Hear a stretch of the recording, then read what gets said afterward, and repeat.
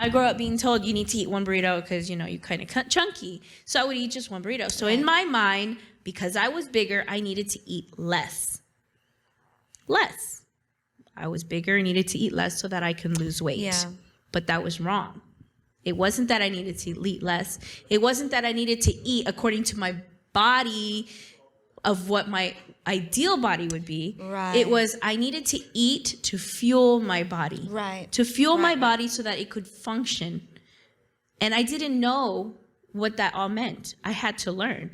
I was able to learn with my coach who had taught me and gave me resources that showed me exactly what to do.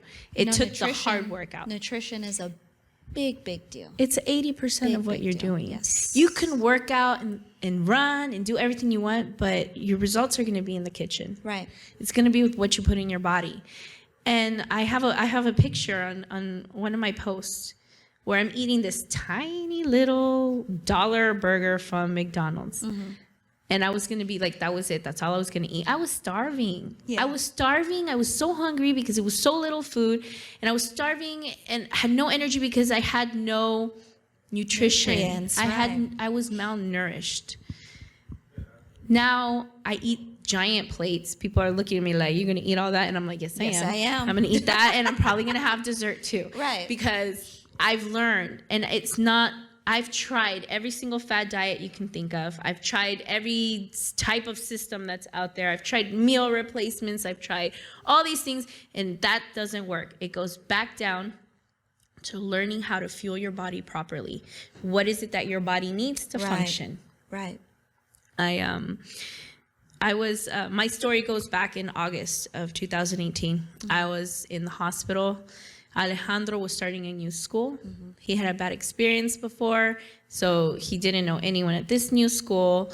And I had gotten sick. I was so sick. I couldn't breathe. I was having trouble walking, and I didn't know what was wrong. I remember you from that time. You were not a happy camper. I was not. In fact, I had to stop doing a lot of things that I loved doing because I was too sick to commit, because I was sick all the time. Right.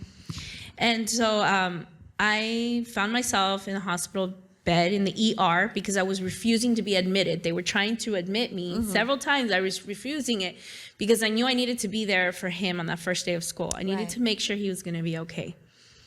This whole time, my priorities had become my excuses. And I didn't know yet that I needed to make them my whys. Right. But I found myself in the hospital bed thinking, I'm sitting here and my kid is being taken care of other people, which I know they love him, but it's not me. Right. I have no priority right now because I am incapable of doing anything. Right. So my priorities mean nothing. So I knew I had to make a change. And so I decided to go on keto. Okay. You know, that wonderful fad diet. I lost 20 pounds. I was like, yeah, I'm on a roll, but I'm too tired to do anything. Right. So I'm just going to like not eat and that's how it's going to work. And I had a friend who had been reaching out to me for over a year. She kept messaging me and I kept saying, I know what I need to do. I just need to do it. I'm fine. I'm doing what I'm doing works. And she's like, okay, good. I'm here if you need me. And she kept reaching out to me. And it was one night, we went to go say hi to the neighbors at the end of the street. And I couldn't walk to the end of the street. Wow. I was out of breath. And this was like maybe 6 houses down. It wasn't even that far. Right. And I was exhausted. I got to the end of the street and he wanted to keep going and I couldn't keep going. I physically couldn't keep going. I knew that if I didn't turn around and go back home, I may not make it because I was like done. My feet were hurting. My back was hurting. I was just tired. So we walked back and he was disappointed. And I was like, this can't keep happening. And lo and behold, there's my friend in my messenger. Hey, Michelle, I'm doing a challenge group. I'm doing a challenge group. You should try it. And I had ghosted her so many times, told her I didn't have money, which was true. I was broke. I wasn't working. I told her that I would sign up, and then I didn't sign up. And I really just didn't want to sign up for another thing that I was going to fail at. Because I was so good at failing. Right. I had become an expert at failing. Give me anything, I could make sure I didn't get it done. Right. But I decided enough was enough. Alejandra was disappointed in me, and that was enough for me to say no. Right. So I took the emergency credit card, and I signed up with her. And the next day, my life changed forever. It was funny because she told me, here's your meal plan. This is what you're going to do. And I'm like, hold up. Stop. It's my anniversary. It's my 10th anniversary this weekend. Right. And I'm celebrating with cheesecake. Because, I love dessert. And she's like, okay, you do that. And I was like, really? I can? Like, what? You're not going to stop me? She's like, no, do it. Enjoy it. Right. And move on. And I was like, okay.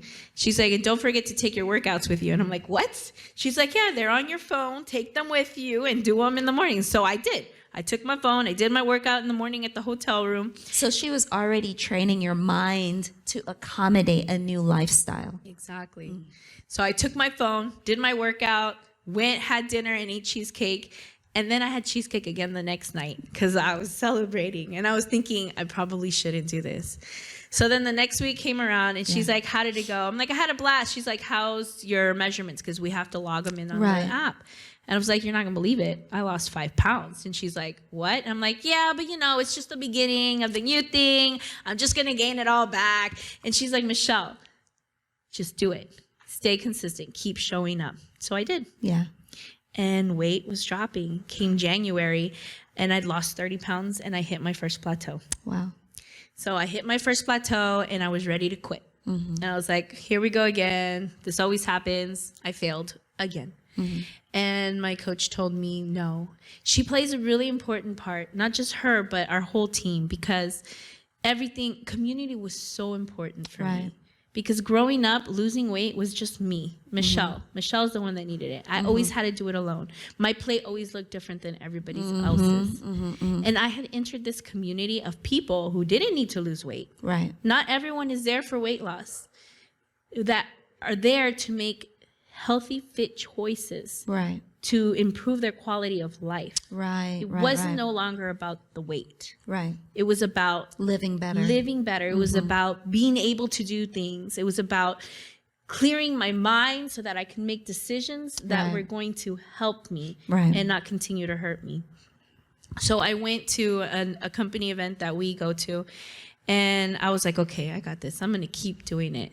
Had I stopped there, I would have only lost 30 pounds. Wow. I'm sitting here today. I've lost 90 pounds. Wow. Ran a half marathon. And I'm helping so many other people. And it wasn't just because I stopped eating donuts and only ate salads. Right. Because that's not what happened. That's not what health is about, That's though. not what That's health not what is health about. is. It was about me showing up for myself every day so that I could continue to show up for those who were important to me. Right. My kids. I have a video of Melly being a baby and my sister-in-law going down the slide with her because I was too big to do that. Wow. And now I race Melly to the slide and we slide down together. I hope you have a new video. I do. And it's amazing. And just being able to do things that I had become accustomed to allowing other people to enjoy. Right. Like it wasn't even about, I wanted my kids to enjoy it, but I didn't realize that it wasn't just the fact that they could go down the slide. It was what was happening. Missing that moment. Right. I was not creating those moments with them. Something that really started to change was my mindset of, I can't do this. This is not for me. I don't want to. It shifted to, hey, this is me. This is who I am. Right. When I first started running in June, I was doing a training. There was a training. It was an app, and they said, "What is your motto? What is your mantra? What is it that you're going to believe in yourself to get it done?" Right. And I couldn't think of anything, so I thought, I am. Those are powerful words. Very, very powerful words that God himself spoke. Right. And I was like, okay, I am. And then as I continued to think, I started to think, what am I? What is it that I am? I grew up thinking I am a singer, I'm a musician because I was good at it. Right. But that's not it. I am now a runner. You are. I am healthy. I am fit. Right. I'm not a quitter. Right. And that whole mindset, that whole switch is what really has changed and defined who I am. Right.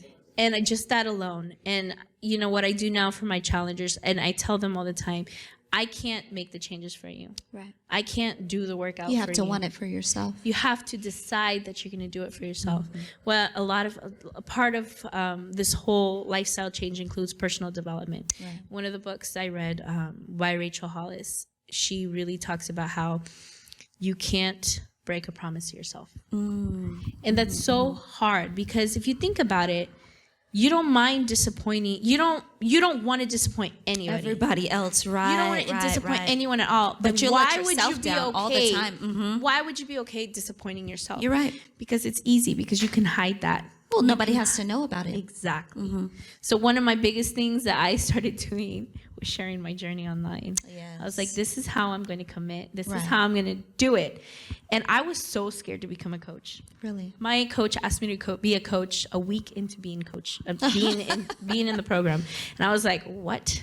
You want me, an unfit person, to tell someone else, hey, you should be fit, let's exercise. Right. I'm like, there's no way. I didn't have a transformation. I had nothing. I started at ground zero trying to help people.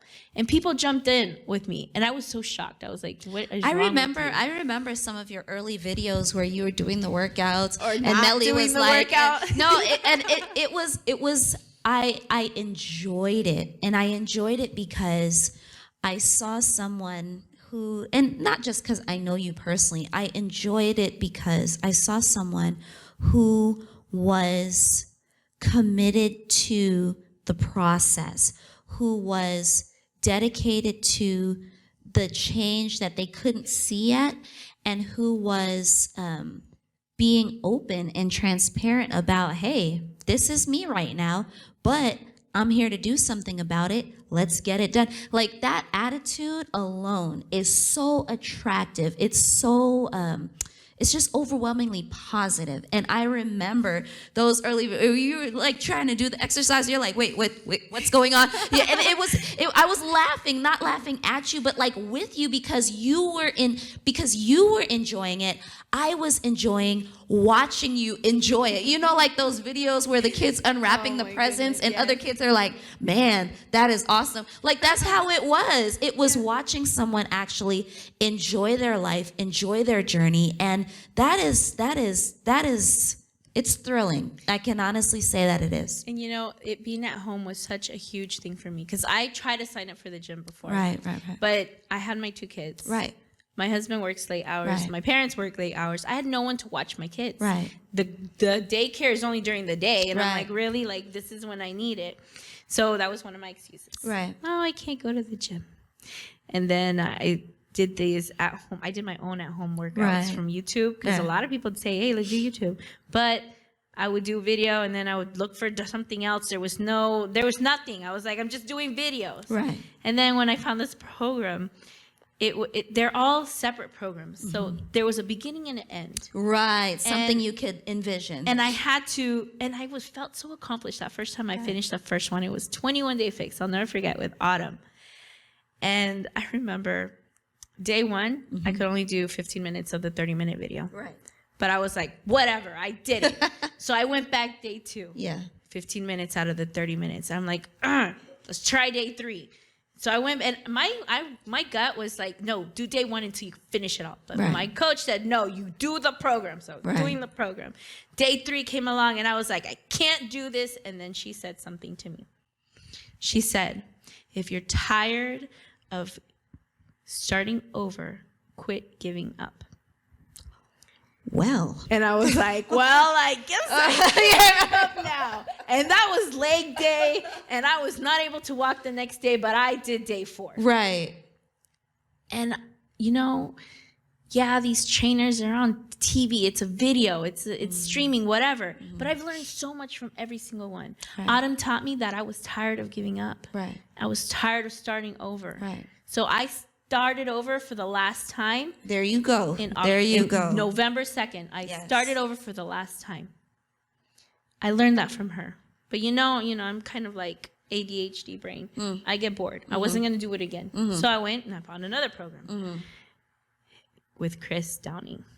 I'll never forget him. He's so inspiring. His words are great, but his program was so hard. Right. It's made for athletes. I couldn't do it. And I learned my second hard lesson. My second hard lesson was that it's okay to stop something and go back to something that works. And that was a hard lesson to learn because I had just finished learning that I can't give up anymore. Right. So it was hard. It was a hard pill to swallow because I'm telling myself I'm going to quit. But I wasn't quitting. You're not quitting. I was changing the program because it wasn't working for me. Right. So I was like, okay. I think that's an important lesson for people to hang on to because so many of us start things that are not necessarily designed for our own personal optimal health. If you hate beans, guess what? Don't eat them. There's so much other food out there. And it doesn't mean you're going to stop. Right. You don't have to stop being healthy. Something else that works. There's just so much food out there. There's so many exercises out there. If you cannot physically run, if you are unable to do sit-ups for whatever situation you have going on, there are so many other exercises to tone your core. There are so many other exercises to get cardiovascular activity going on. Like there are so many options. So many things. So the next program I tried taught me that I could try anything because I'd been watching my coach do it. And I was thinking one day I'll get to that point and I'll be able to. I did it. It was an 8-week program. Wow. It was my favorite program. I ended up doing that program 3 times because I loved it so much. Okay. But then came the next program that I fell in love with, and it was called The Work. It's called The Works. The Works. The hardest program that this company has ever put out. Right.